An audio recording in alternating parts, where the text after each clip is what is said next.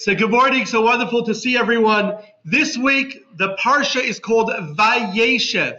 Vayeshev means, and he settled. It speaks about, continues the story of Yaakov. Yaakov settles in the land of Canaan after having lived 20 years away from his parents in Haran, which today would be in eastern Turkey.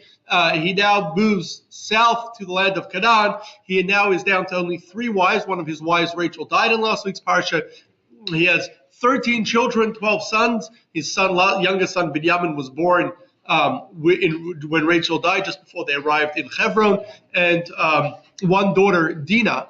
And so he settles in Hebron near his parents, or his father, Yitzchak, and he settles with his family and their great, large livestock, and everything seems fine, but his son Yosef is 17 years old, and his son Yosef does not get along with his brothers because he brings bad reports to the father about his brothers, and Yaakov loves Yosef, who is the son of his favorite wife, Rachel, who had now died. He loves Yosef more than all his brothers, and he makes a special woolen coat for him, and the brothers therefore hate Yosef. He then has 2 dreams. In one dream, he sees him and his brothers are all binding wheat, bundles of wheat in the field, and then his bundle stands upright and all the other bundles surround his bundle and they all bow down to his bundle. And then he has a second dream where the sun, moon, and 11 stars are bowing down to him. And his brothers understand these dreams as he's somehow implying that he will rule over them one day, and that makes them hate him even more. And so then one day his father asks him, his brothers go to take care of the sheep near Shechem, which was the town that they had destroyed some time ago. And Yaakov sends Yosef to go see how his brothers are doing. He comes to Shechem. He meets someone who tells him to go to Dotan, which is near Shechem. As he's coming to his brothers see him, and they say, look, the dreamer is coming. Let us take him. We'll kill him, throw him into one of the pits, and we will say a wild animal devoured him, and then let's see what happens to his dreams. And so Reuven protests. He says, do not spill blood. Rather, why don't you grab him alive and throw him into a pit? So they do that. When Yosef comes, they take off his special cloak that his father had bought him, or shirt, and they throw him into a pit. And then they sit down to eat lunch. Reuven goes away, and he's not there. And a caravan of their cousins, Yishmaelim, grandchildren of Yishmael, their great uncle, passes by on their way down to Egypt. And Yehuda comes up with a great idea. He says, we can make some money off him. Let us sell him to the Yishmaelim. So they do that. They pull Yosef out of the pit, and they sell him to the Yishmaelim. And the Ishmaelim then sell him to others, who eventually bring him down to Egypt. At this time, Yehuda, the brothers are upset at Yehuda for having made. Then they come to. They take his cloak. They slaughter a goat. They dip it into goat's blood, and then they bring the cloak to their father. They said, "We found this cloak. It looks like Joseph's. Do you recognize it?" And he says, "Yes, it's Joseph's. It must be that a wild animal has devoured him." And Yaakov refused to be comforted over the loss of Yosef. And at this point, Yehuda leaves his brothers. They're upset at him over having suggested that they sell Yosef. It turns out it was a bad idea. And so he goes off on business on his own. He finds a business partner. He gets married. And together, he and his wife have 3 sons. His son grows up, his oldest, and he marries his oldest son. Er grows up, and he gets married to a woman called Tamar. However, Er dies not long after the marriage, and so Tamar then marries Er's younger brother, who is in what would later be known as the Yibum, the Levirate marriage. We once did a class where we discussed that in detail. And so then, however, she marries the second son, whose name is Onan. Onan dies as well, not long after the marriage, and so she is now designated to marry Shelah.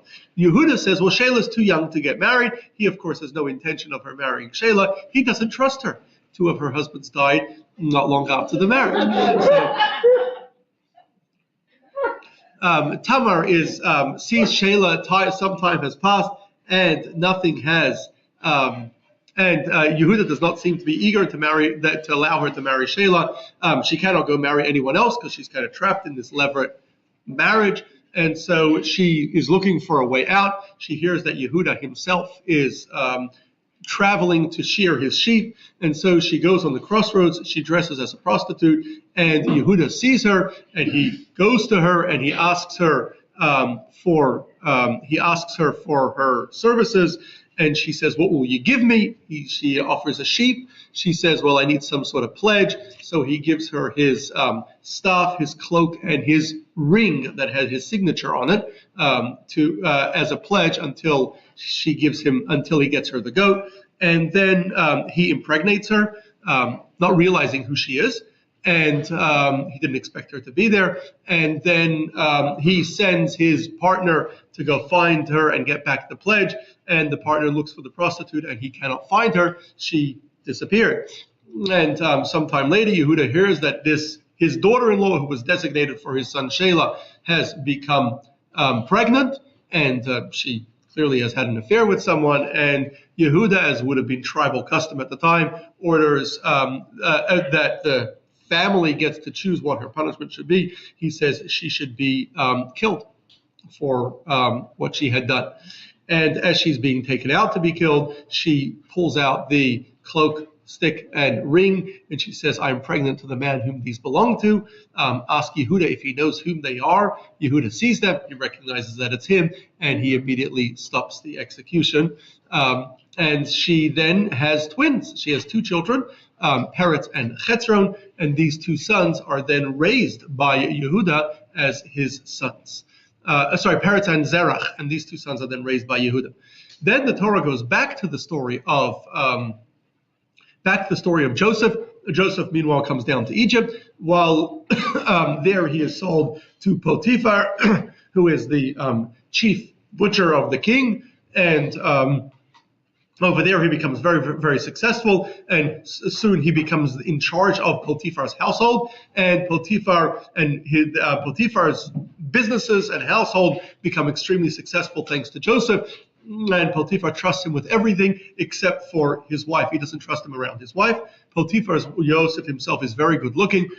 Potiphar's wife starts harassing Joseph to have an affair with her. Joseph repeatedly refuses her advances. One day, everybody is out of the house. It is just her and Joseph in the house. She grabs Joseph by his shirt, by his cloak, and demands that he be with her. And Joseph leaves his cloak in her hand because he cannot free himself from her grasp and runs outside.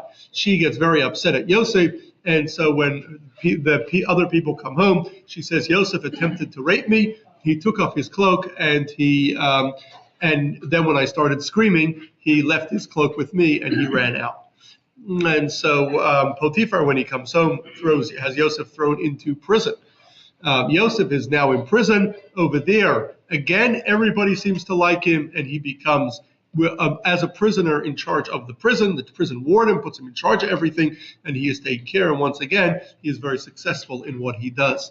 Then one day, the king's winemaker and baker both are thrown into prison, and Joseph is asked by the warden to care for them. He cares for them. One day he sees that both of them seem very, very upset. He asks them, "What's bothering you?" And they each say, we had a disturbing dream last night. We don't know what it means. Joseph says, "Hashem knows the meaning of dreams. Maybe I can help you. Tell me your dream." So his winemaker tells Joseph that I had a dream where I had 3 bundles of grapes, and I was squeezing them into Pharaoh's cup. And Joseph says, this is the interpretation of your dream. In 3 days, Pharaoh will forgive you for your offense, and he will reinstate you as his winemaker, and you will once again pour wine for Pharaoh. And then the baker turns to Joseph, and he said, then Joseph says, "I just have one request. When you are reinstated by Pharaoh, please tell Pharaoh about me, because I was kidnapped, and stolen from my family and sent here and to work as a slave, and then I was framed and thrown in prison. Please ask Pharaoh to release me. And then the baker says he dreamt a dream. He saw 3 baskets of bread on his head, and the birds were eating from the baskets. And Yosef said the interpretation is that in 3 days, Pharaoh will have you hung for your offense, and the birds will eat your body. And so, indeed, exactly as Yosef predicted, 3 days later, the baker is hung, and the winemaker is freed and reinstated. However, the winemaker forgot about Joseph. And so we end the parsha with Joseph still languishing in prison, and we will see what happens in next week's parsha. You got to be here next week. Hear the next part, or you can read it yourself. So let me get any questions on the parsha. Yes, Lewis. How do you explain the flagrant favoritism that Yaakov had for Yosef? That is a very good question. How was Yaakov able to favor his son Yosef? Indeed, the Talmud tells us, we learn from Yaakov, never favor one child over the other. Big mistake. Any other questions? So I should just mention coming up, a couple things coming up. Firstly, this coming Friday is going to be the 19th of Kislev. The 19th of Kislev is known as it's a great Hasidic festival. It is the day that the Alter Rebbe, the first Chabad Rebbe, whose name was Shneir Zalman, I share his name, was imprisoned by the Tsarist government as the leader of the Hasidic movement. And really the entire Hasidic movement was on trial by a czarist, by a paranoid czarist government, always afraid of new revolutionary movements. And they were afraid that he would be perhaps exiled or killed, and the Hasidic movement shut down. But the czarist government allowed him to go free on the 19th of Kislev, and allowed the Hasidic movement the freedom of worship and being able to grow within the Russian Empire, which is where it had begun. So that happened on the 19th of Kislev, so we celebrate it as a great Hasidic festival. That's going to be this coming Friday. I should also mention some other just general things coming up, that this coming Thursday night, we were supposed to have a Holocaust speaker a week ago, and unfortunately he got sick. He was unable to come. He's 102 years old. There are very, very few Holocaust survivors left, let alone Holocaust survivors who experienced the Holocaust as adults and have solid memories of it. He was an adult. He's 102 years old, and he will hopefully, assuming that he's healthy and well, he will hopefully come this coming Thursday. So if you missed the last one when he was supposed to come, don't worry. He's coming this Thursday, so come hear him. It's really important to tell the younger generation to come, because while probably most of us have met many Holocaust survivors in our lifetimes, the younger generation are likely never going to meet one. And we already live in a time where many people deny the Holocaust, and you want that the younger generation in 50 years from now to be able to say, I met a survivor. I heard their story firsthand. And then another important thing is a week from Wednesday, it's already next week, we'll talk about more in detail next Sunday, a week from Wednesday is going to be the first night of Hanukkah, and so we will be doing a number. So firstly, you have to get your Hanukkah supplies. It's a mitzvah to light the menorah every single night. Make sure you have a menorah and you have candles to be able to light the menorah, or oil, and we actually sell it in our store, which is open every day this week in Manhattan Beach. And we will also have big Hanukkah celebrations as we do every year. We hope you'll join us for some of them, many of them. We're also going to need volunteers to help us out at the various Hanukkah celebrations. We'll send out an email asking for people to volunteer. But if you can volunteer, please let me know. Definitely appreciate it, any volunteers we could get. So with that, let us get to today's topic, which I don't think it connects to the Parsha at all, but it does connect. Today is actually the 14th, the Hebrew date is the 14th of Kislev, which is actually the Rebbe's anniversary. He got married on the 14th of Kislev in 1928, so it would make it his 96th anniversary.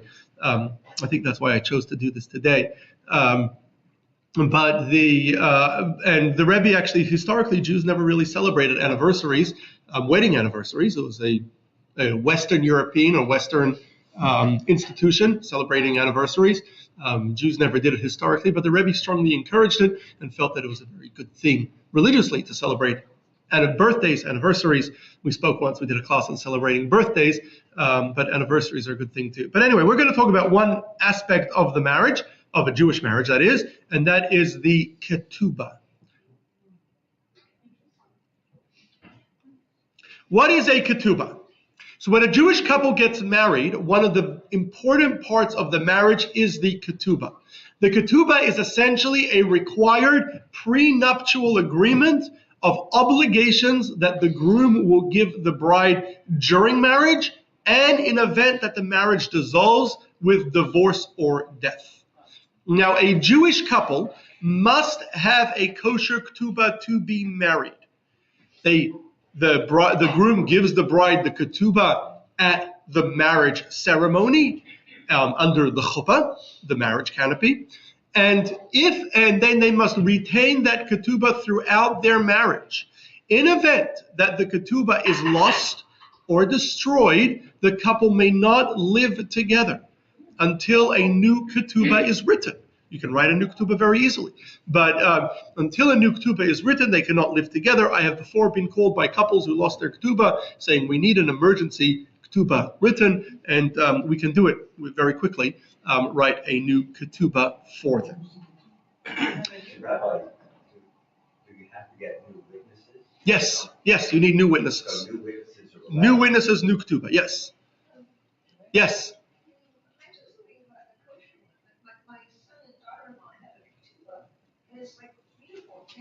We'll talk about that in a moment. Yes, we'll talk about some details about what a ketubah involves. In event that so there's a debate in the Talmud what the source of the ketubah is. Is it from biblical times? In other words, a biblical command that comes from the Torah itself, and the Torah at least alludes to the ketubah in Parshat Mishpatim. So is it a biblical command? And then the ketubah would go all the way back to the days of Moses, or according to another view, it is a rabbinic rule, meaning a rule made by the Sanhedrin, by the Supreme Council of Judaism, early on in Jewish history. Regardless, the ketubah is definitely ancient. The Talmud tells us that the ketubah in its current form, as written today, which includes that all the husband's possessions are liened to the ketubah, was created by Shimon ben Shattach. Shimon ben Shattach was the vice president or the Av Bet Din of the Sanhedrin in the days of King Yanai, or in Hasmonean period, which would be going back well over 2,000 years ago during the Hasmonean period. Hashmonaim period was the period that began with the Hanukkah miracle when the Hasmoneans took control of the land of Israel. So it was in the decades after that that our current ketubah was formulated, although, again, it definitely goes back much earlier than that. Our current standard wording for the ketubah, and the ketubah has standard wording, was likely created in the land of Israel during this Hasmonean period, during the Second Temple period. It is written in Aramaic, which was the spoken language in Israel at the time. It's written in a Western Aramaic, which would be the Aramaic spoken in the western part of the Middle East, or land of Israel area, and in an Aramaic from that period. So the ketubah, as we have it, almost certainly comes from that period. So the basis of the ketubah is that the Torah tells us that when a couple gets married, a husband automatically obligates themselves to certain obligations to their wife. The Torah itself, now in most societies, when the Torah was given in the days of Moses, we're talking about 3,300 years ago, women had virtually no rights. The Torah, however, gave certain rights to every married woman. And the rights that are explicit in the Torah are that a husband must provide his wife with food, as needed, clothing, other basic needs, as well as the husband has an obligation to provide their wife with regular intimacy. And that's an obligation for the husband, not an obligation for the wife. right? The husband must provide their wife with regular intimacy, and exactly how regular is regular may varies by the person, but it depends. It depends on the individual, but the average, the Talmud says, is twice a week. So these biblical obligations remain today and are included in the Ketubah. These are biblical obligations that the husband is obligated when you get married, that a husband is obligated to their wife. Our sages added, in the sages of the Sanhedrin, the leaders of the Sanhedrin, and the Supreme Court of Judaism, added that the husband must also provide for all their wife's needs, including allowing for their wife to live off their finances. Remember, for most of history, most women didn't work, right? They were living off their husband. So a husband must fully support their wife and allow their wife full access to their finances, for all their needs, to live off their finances. They must allow their wife to live up to their reasonable status. So whatever their financial abilities are, they must live. If they have the money to allow their wife to live well, they cannot require their wife to live very poorly. So these were rules made originally by the Sanhedrin. The Sanhedrin also required that the husband commit to paying their wife a minimum amount in event of divorce or death. And there's two reasons for this.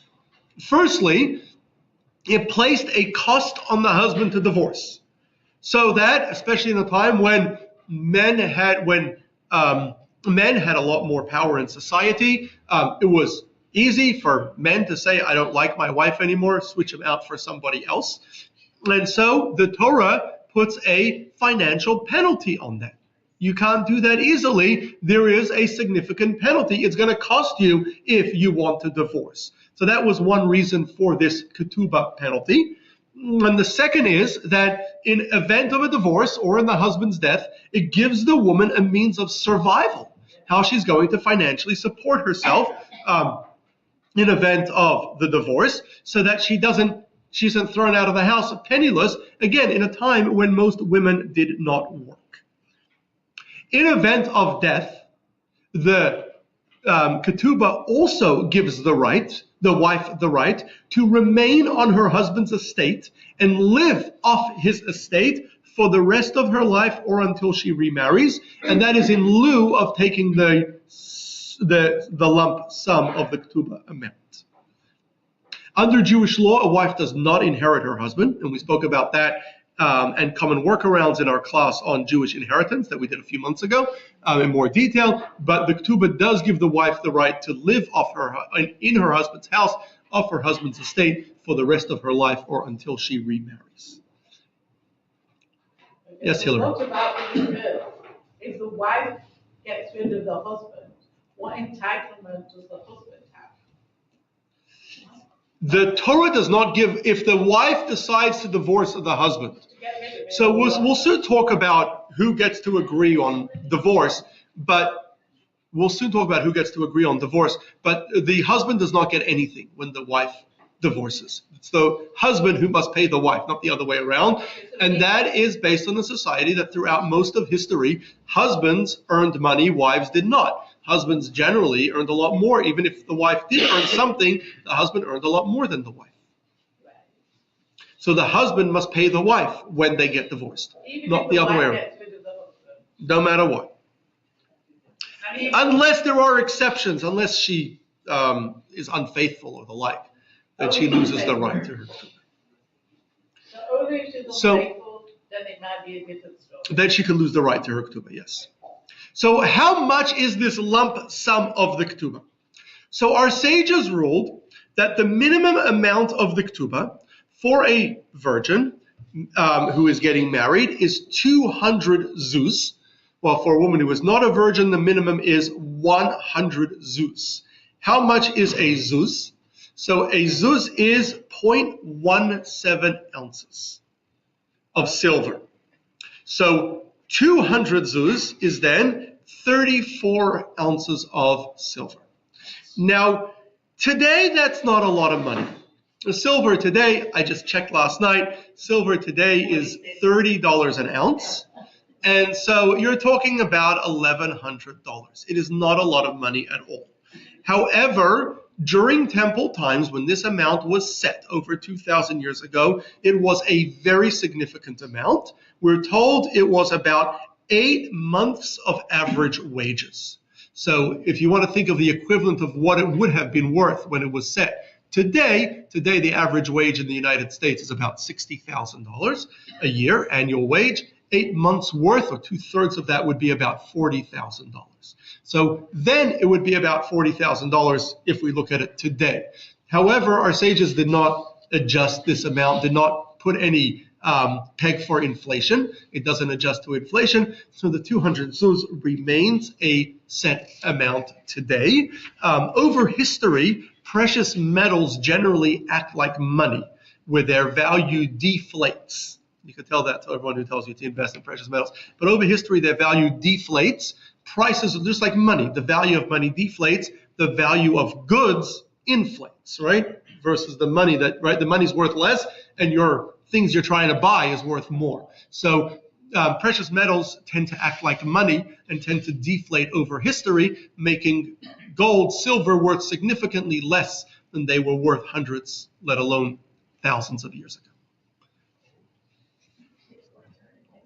So this is why the women and the men have to have that money, or only the woman?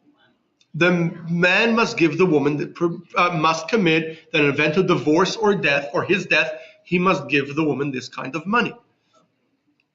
Gold is worth a lot today. It's gone up recently significantly, but it's still, if you adjust for inflation, it's not more than it was 200 years ago.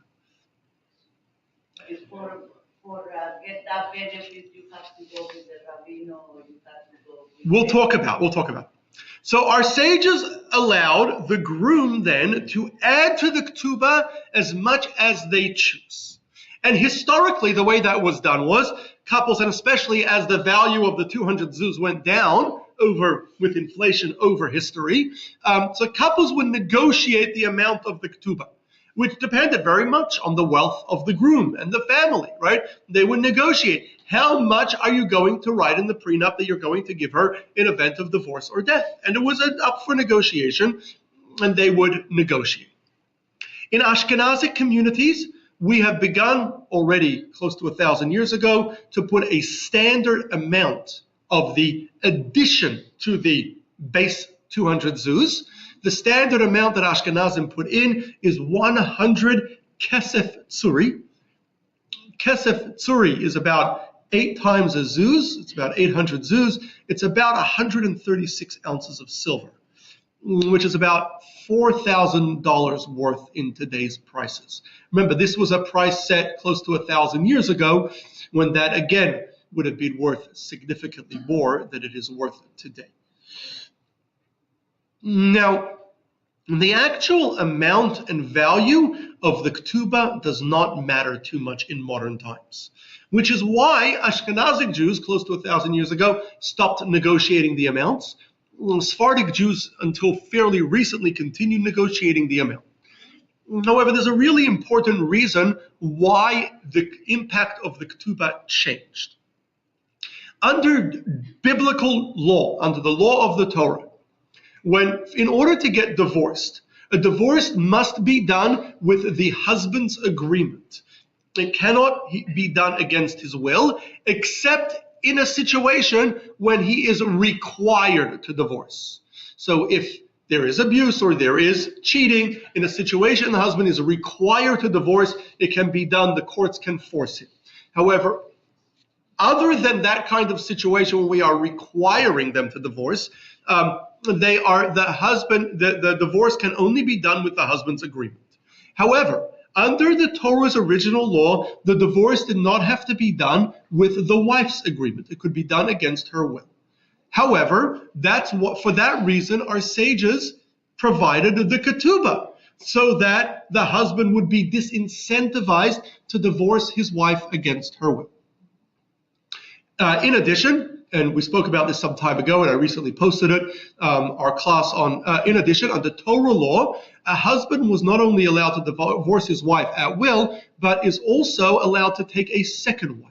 Polygamy was legal under Torah law, although it was not widely practiced. We mentioned it last week when we spoke about Jacob having 4 wives, and I did a class on that subject a couple years back, and I just posted it on my podcast last week, inspired by last week's class, and I encourage you to go listen to it. However, about 1,000 years ago, in Germany, there were 3 primary Jewish communities in the Rhineland, which is Western Germany, in the Western Central Germany. There were 3 prominent communities, Worms, Spira, and Mainz, and all along the Rhine River. And those were the 3 largest Jewish communities. They joined together in a federation known as Kehilot Shum. Maybe one day we could do a class on German Jewry, right? The Jews of Germany, go through their history. They joined together as a federation. And that federation essentially included all Ashkenazic Jewish communities at the time, which were, this is 1,000 years ago. So remember, most of Europe is not even developed at this time, right? Most of Eastern Europe is, desolate. And so at this point, and, Germany is just beginning to get developed, right? This is just, 200 years after Charlemagne. This is, Germany is just starting to be developed into a country, into countries or lands. And so the Jewish communities were sizable at the time. They joined together into a single unified Ashkenazi community known as Kehilot Shum. The leader of Kehilot Shum in the late 900s, early 1000s was Rabbeinu Gershom or Hagolah. The Rabbeinu Gershom and his communities issued what's known as Cherem de Rabbeinu Gershom, or a ruling that included 2 very important things. Firstly, they banned polygamy. That polygamy now became illegal for all Ashkenazic Jews. All later Ashkenazic communities essentially evolved from these original Ashkenazic communities and were bound by the same prohibition. They also banned a husband from divorcing their wife against her will.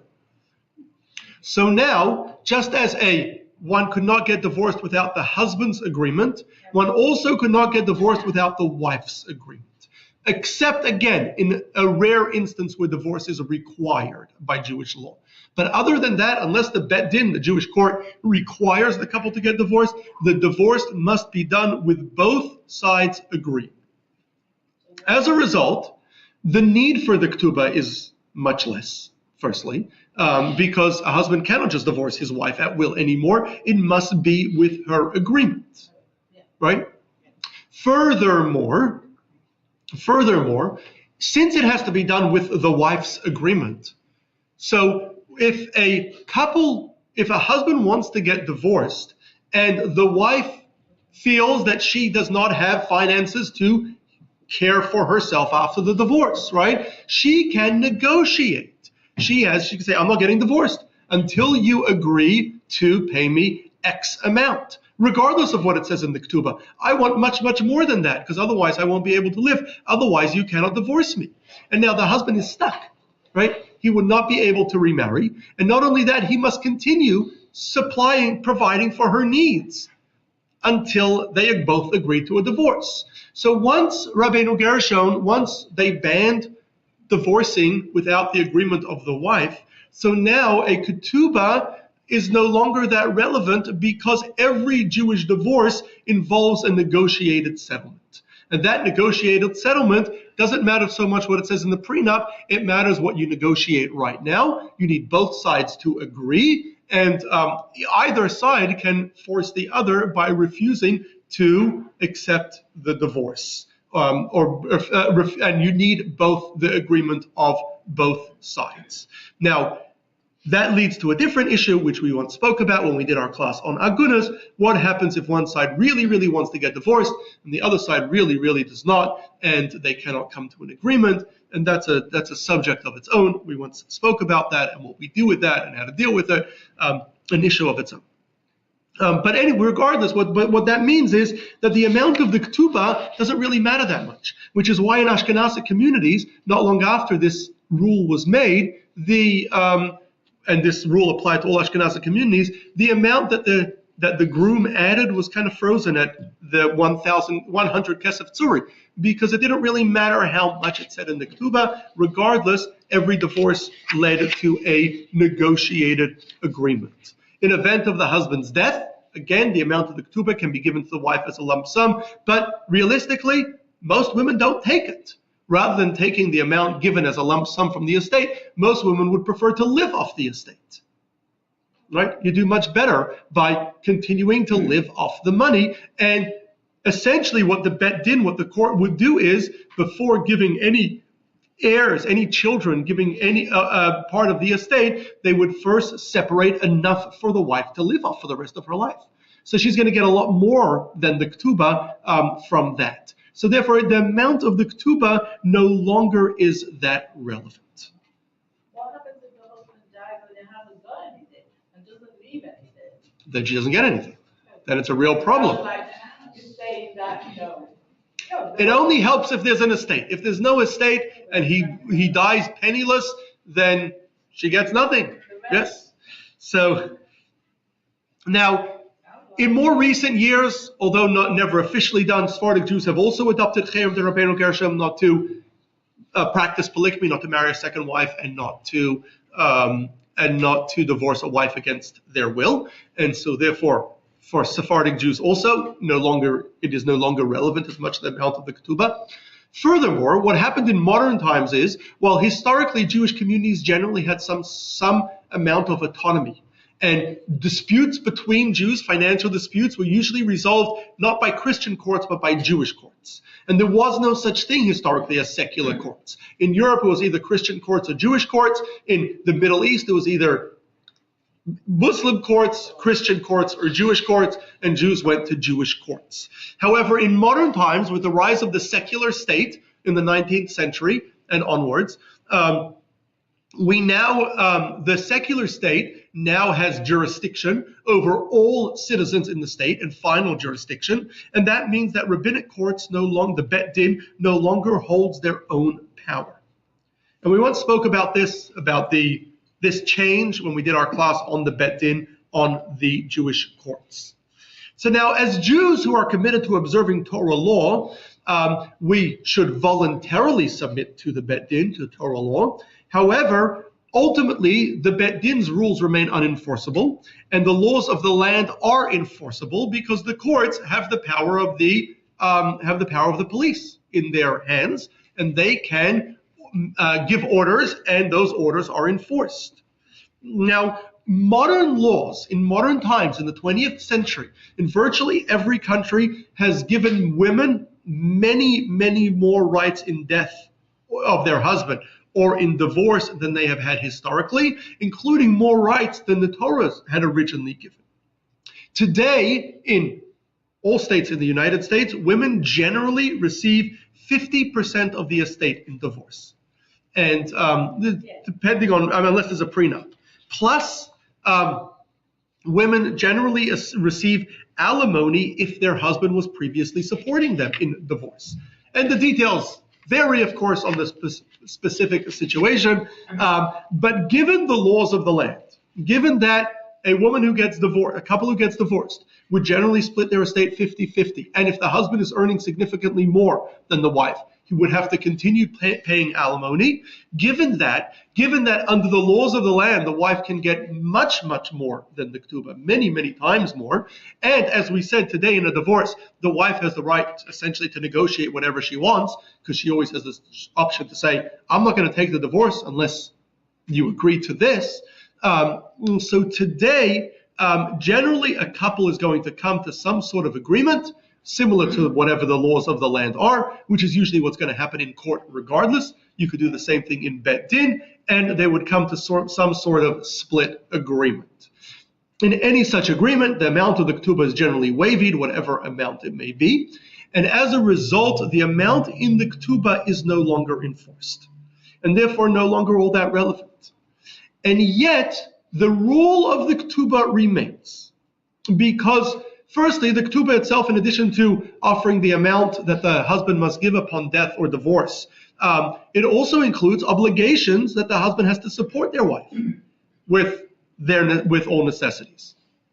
And so therefore, we still write a ketubah, because once, and especially once a rule is created by the Sanhedrin, even if the reasoning behind the rule is no longer existent, we still must continue following that rule. And since the law is that we must give that a groom must give the bride a ketubah, so that is still done today. Before the wedding, we write a ketubah, and the groom must give the bride a ketubah at the wedding. And the rule that a couple may not live together without a ketubah remains today. A couple must have their ketubah and know where it is at all times. If they do not have it, or they do not know where it is, they must write a new one. So today, how do we write a ketubah? So the role of writing a ketubah for the marriage is usually given to the rabbi, who officiates, who leads the wedding. Already in the days of the Talmud, our sages said that no one should get married without a rabbi present. So who can officiate and make sure all the marriage is performed in accordance with Jewish law. So there is generally a standard version of the ketubah, standard wording. There are variations between Ashkenazi ketubahs and Sephardi ketubahs. Historically, Sephardi ketubahs where in Sephardic communities they had not banned polygamy, unlike in Ashkenazi communities. Historically, they would write in the ketubah that the husband agrees not to marry a second wife, right? Part of the commitments in the ketubah, right? It would be a voluntary commitment, but that's a standard in a Sephardic ketubah. But there are standard versions, so we take the standard version. And the only thing that gets changed for each couple is the date of the wedding, that must be written in the ketubah, the names of the bride and the groom, and the place of the wedding, as well as the amount, which varies, as we said, depending on whether the bride is a virgin or not. And in Sephardic communities, in Ashkenazi communities, the additional amount is set. In Sephardic communities, the additional amount can still be negotiated, although most still put in a set amount. So it commits the husband essentially to pay 200 zuz in event of the amount we have today. In event he's committed to pay 200 zuz in event of divorce or death. It also adds an addition to the ketubah, to the basic ketubah, 2 parts. There is firstly 50, as we said, the amount that we add is 100 kesef tsuri, which is split into 2 parts. 50 kesef tsuri that we declare to be a dowry paid by the bride, which was common that the bride would usually bring in money to the marriage, and it would be returned to her upon the dissolution of the marriage. We write that whether or not the bride brought any money in or not, whether she has any money to her name or not. And as well as the other 50 kesef tsuri for the additional ketubah that the husband is committing on his own. The ketubah also says that we are putting a lien on the property, on all property that the husband owns, to pay for the ketubah. This lien includes all movable objects as well as all real estate that the husband owns. And even if he purchases real estate during his lifetime, as soon as he purchases it, it has a lien to the ketubah. Even if he sells it later, the lien remains and there is still a lien to the ketubah. So in theory, again, the ketubah is not practically collected. In theory, if it would be collected or when it was collected, you could collect it from any property the husband has, even property that he has sold. And anyone who purchased property does that with the knowledge that the property they are purchasing can later be collected for the ketubah, and therefore due diligence in purchasing properties would include making sure that there is that individual owns enough other property that can be collected before this property. It also, the ketubah records a kinyan, which is an act to finalize the commitment that is required by Jewish law. The way the kinyan is done is by the groom picking up a cloth or a piece of clothing, and that finalizes, it's just a symbolic gesture to finalize the agreement. And so in the ketubah, we write that a kinyan was performed, and before signing, a kinyan is performed by the groom picking up a piece of clothing. And then at the bottom, two witnesses who witnessed this kinyan, who witnessed the groom finalizing this commitment, then sign the ketubah. So two witnesses must sign, two Jewish male witnesses, and so it is, and so that's the basics of the ketubah. Now, the role of the rabbi is to ensure not only that the wording of the ketubah is accurate, is correct, and follows the tradition, but also the variables, meaning the dates, the names of the groom and bride, the places are all correct, all spelled correctly, which can sometimes be challenging in uncommon names, especially if it's a name that you usually spell in English. You have to know how to spell it. We write the ketubah, of course, in Hebrew or in Aramaic. You have to know how to spell places like Redondo Beach in Hebrew characters, and you have to know how to spell it accurately. If it's misspelled, it can be a problem. So you have to make sure you spell it accurately. Now, generally, the ketubah is prepared sometime before the wedding, so you have it already. It is the kinyan is performed with the groom agreeing, committing to the ketubah by picking up an item of clothing, is usually done on either the day of the wedding or right before, even right before the wedding. Sometimes during the welcome party or Kabbalat Panim, they'll do it. Sometimes they'll do it earlier in the day, and the witnesses witness the kinyan and then sign the ketubah. Then a Jewish wedding is done under a chuppah, under a wedding canopy. There's different parts to the Jewish wedding. It begins, and we spoke about it in detail when we did our class on the Jewish wedding. It begins with the groom giving the bride, it begins really with a blessing over a cup of wine, as every important event in Judaism includes a blessing over a cup of wine. And then the groom gives the bride a pure gold ring, saying, "You are married to me with this ring." And then after that, the ketubah is then read by one of the participants, someone who knows how to read Aramaic, which is not an easy language to read. And then it is usually, then the groom is then given to the groom, and then the groom gives the ketubah to the bride. Now the bride must hold on to the ketubah or put it somewhere safely, usually give it to someone, usually the party planner, but to hold on to safely so that she makes sure to take it home with her. And then she must hold on to it, keep it in a safe, or at least in a safe place, so that she does not lose it. Any questions? Yes, Hila. Yes. Arabic is not something that very many people know. So who could read it at a wedding? Aramaic is something that not many people, I guess it depends how you define not many people. The Gemara, the Talmud, is written in Aramaic. Anyone who went to yeshiva studied Talmud and reads Aramaic. So the rabbi would read it then. The rabbi who went to yeshiva or anyone else who went to yeshiva reads Aramaic. Yes. So, when a person gets divorced, they have to go to the Bet Din, You have to go to a Bet Din to get divorced, yes. Yes, you have to go to a Bet Din to do a divorce. They try and make the people not get divorced? Do the Bet Din try to not make people get divorced? That is an excellent question. Let's talk about it after. I have a great line for the response to that, but let's not. It's going to take us off topic. So remind me after. I'll get back to it. What is it about wine? Why do we celebrate? That is an excellent question. Why do we celebrate all Jewish things on wine? We should do a class one day on wine. But wine is a great question. The short answer is that wine is the most prestigious drink. It was 2,000 years ago when our sages created or 2,500 years ago when we first started using wine to add prestige to every important Jewish occasion. And it remains today. The most valuable drink today is wine. By far. I mean, there's more expensive wine than any other type of drink, than tequila or whiskey. So we'll learn out why. Well, the simple reason is because it's a prestigious drink, and doing it with a cup of wine adds prestige to the event. Makes people feel good. It makes it important.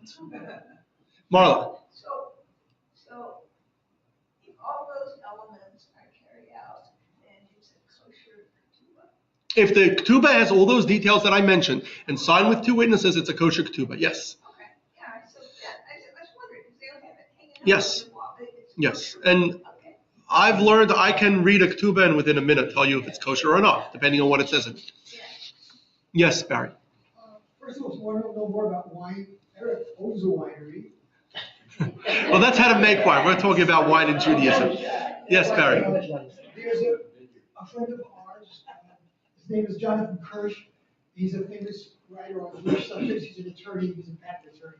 He wrote a book called The Harlot by the Side of the Road, which He wrote a book on the story of Judah. Thank you very much. Yes. Mayor. So, in terms of the agents and witnesses and who signs the ketubah, are you going to be talking about that? And those, are there requirements that make it a kosher?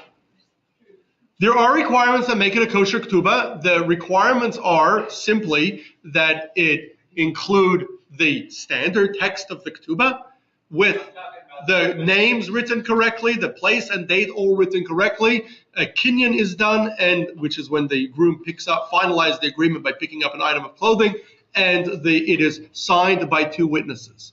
The exact parameters of kosher witnesses is a subject of its own.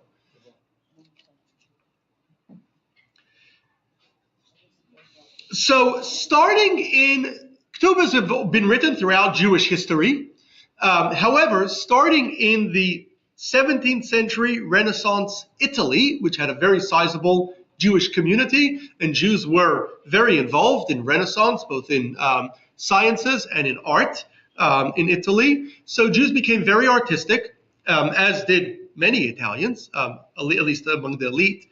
And Jews began writing artistic ketubot. Now, people must have felt that because it's documenting the marriage, it's something to celebrate, and it was something they could celebrate with their newfound interest in creative arts.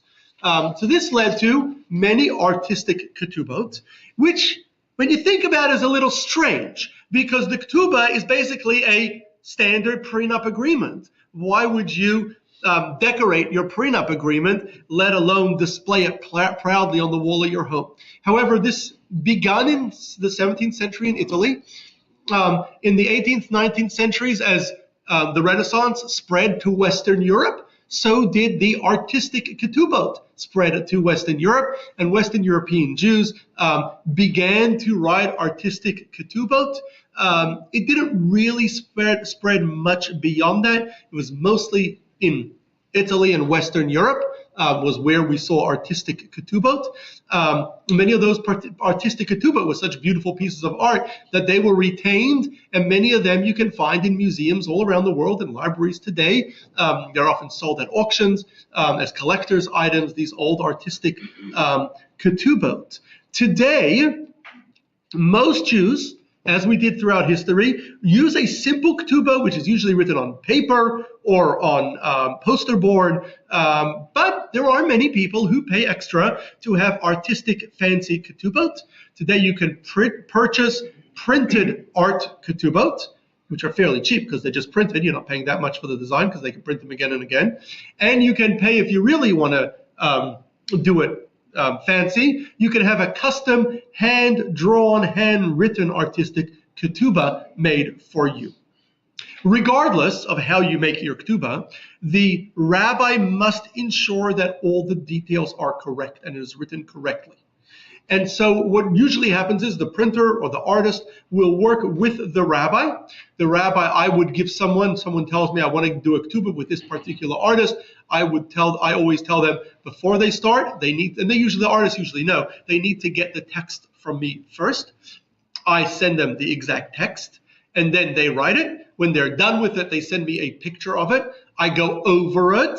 And if there are any mistakes, well, they might need to start again. Right, so because the wording must all be perfect. So sometimes there are mistakes. I've seen it multiple times, where especially in the handwritten ones, where they made a mistake, they made a typo. I tell them either you white it out and you can't really white out a ketubah, a document, right? So you're really going to have to. Yeah, I mean you could cross it out and sign and have the witnesses sign what you crossed out.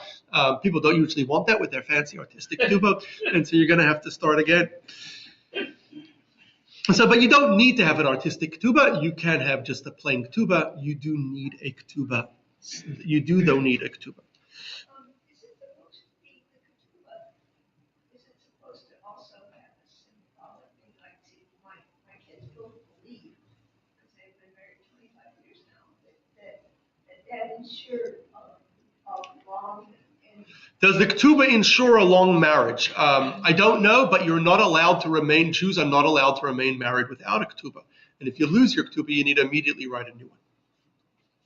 So we pointed out that while the ketubah is required by Jewish law still today, and it's an important part of the marriage ceremony, and we must retain our ketubah throughout our marriage, yet it is not really, the details of the ketubah are, at least the amount paid at the end, is the payout at the end is not that relevant to when a marriage is dissolved. It's not that relevant anymore to the financial settlement due to other factors, both requiring both sides' agreement to divorce, as well as today in modern times where we have the law of the land that gives the wife a lot more than the ketubah. So the ketubah itself is not that relevant yet.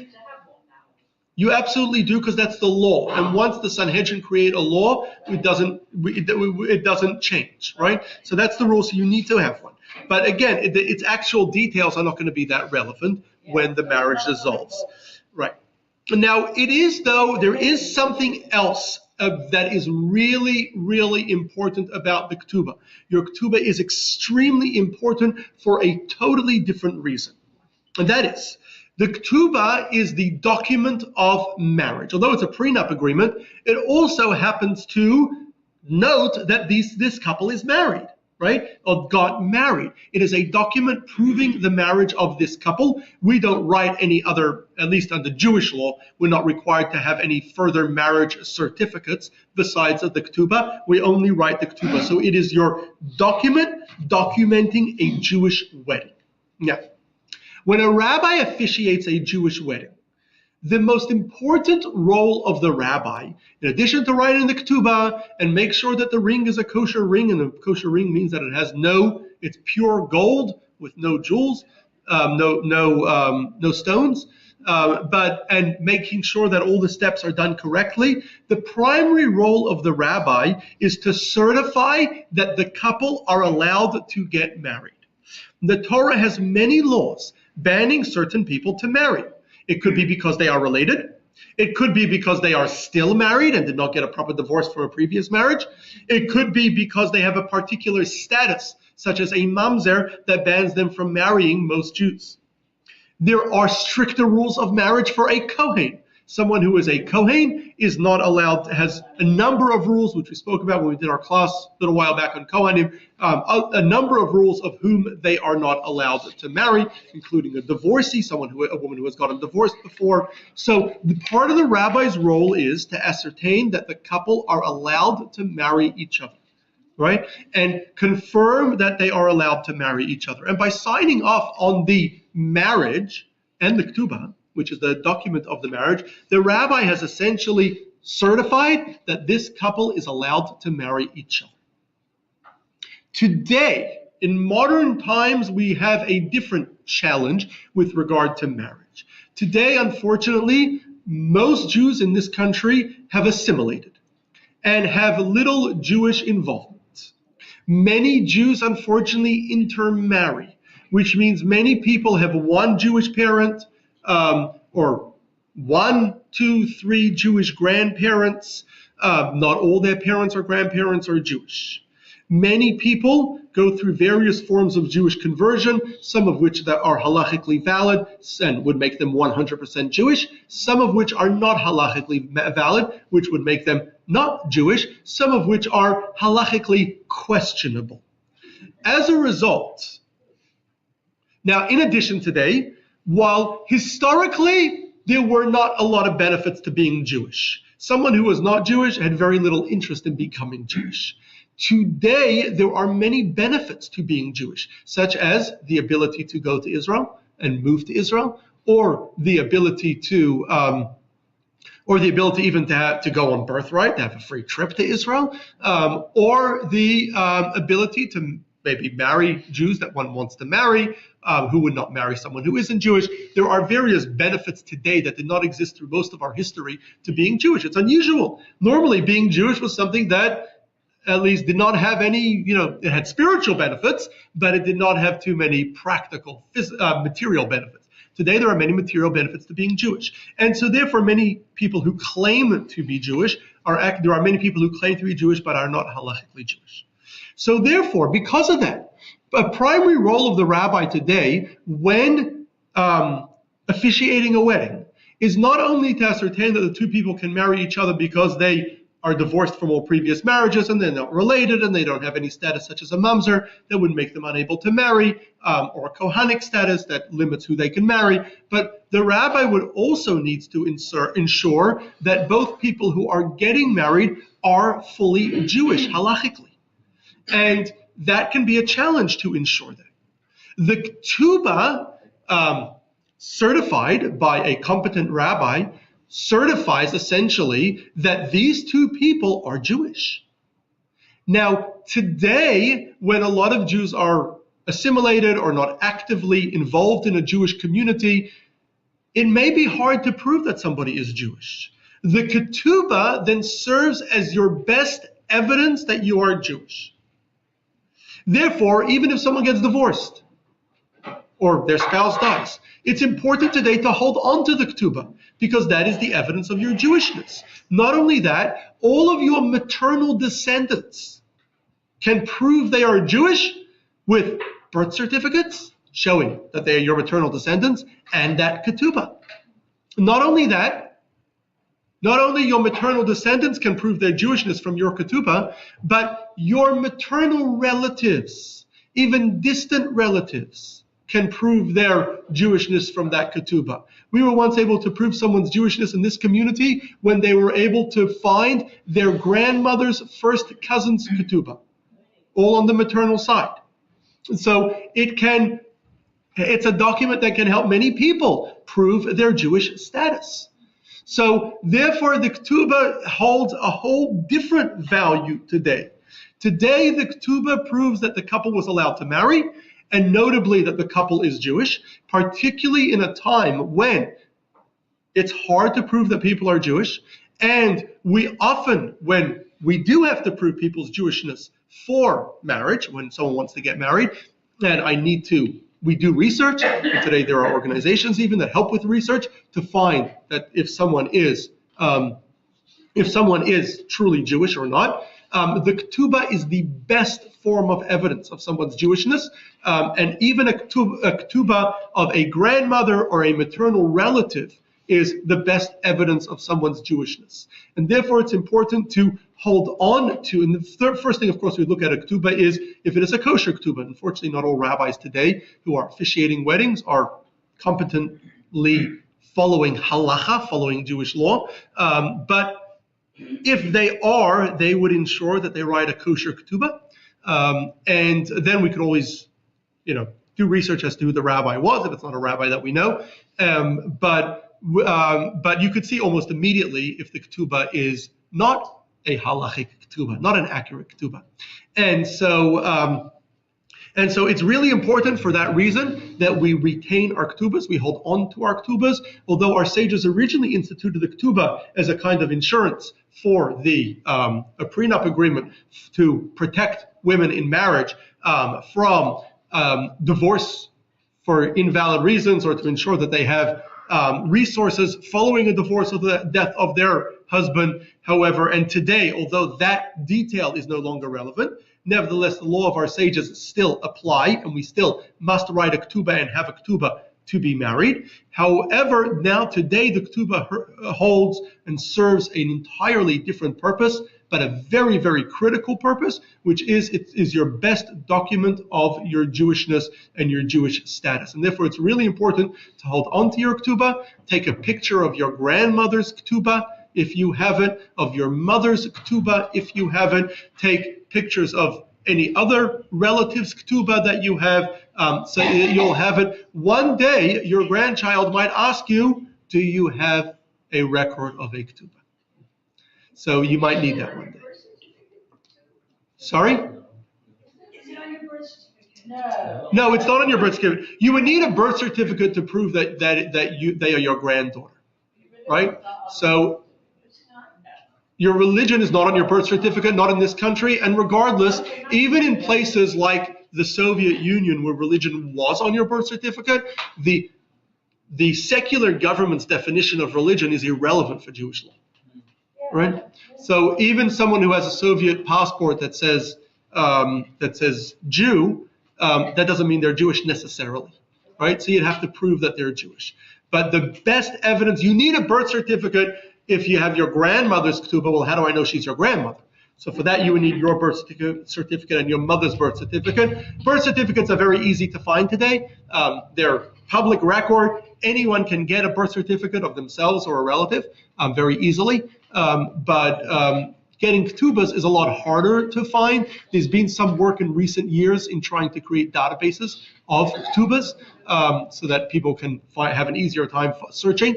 But that, again, it's the most important document that you're going to have to prove your Jewish status. Yes, Marla? So, now my daughter married someone who wasn't Jewish, but they had agreed to raise their son Jewish. My husband raised Jewish. When he marries, will he be eligible for ketubah or would the rabbi? If his mother is Jewish, he is 100% Jewish, right? Judaism follows the maternal line. Judaism follows the maternal line. If their mother is Jewish, they are Jewish. He will 100% be Jewish. Yes. And your ketubah, or even your mother's ketubah, if you have it, will serve as evidence one day that he is Jewish. Because when he comes to the rabbi and says, "I'm Jewish," they'll say, "Well, how do I know you're Jewish?" So there's other pieces of evidence that we could use, and it's complicated and subject of its own. But the best piece of evidence is the ketubah. Yes, Annette.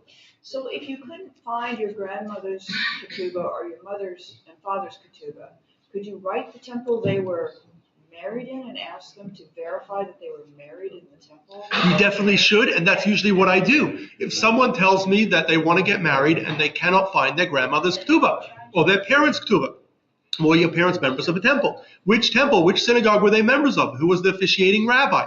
And I'll call the synagogues, and most synagogues retain their records, hopefully. We definitely do. They should retain their records. Unfortunately, I have discovered too many times when the synagogue says, "Oh, we, whatever, changed, switched locations or something. We lost all our records beyond this date." Now, that's happened to me with some very large synagogues, too. That's happened to me multiple times. How about if they're buried in a Jewish cemetery? Buried in a Jewish cemetery is not as good evidence as a ketubah because non-Jews can also be buried in a Jewish cemetery. The cemetery or the Chevra Kadisha does not ask for evidence that you are Jewish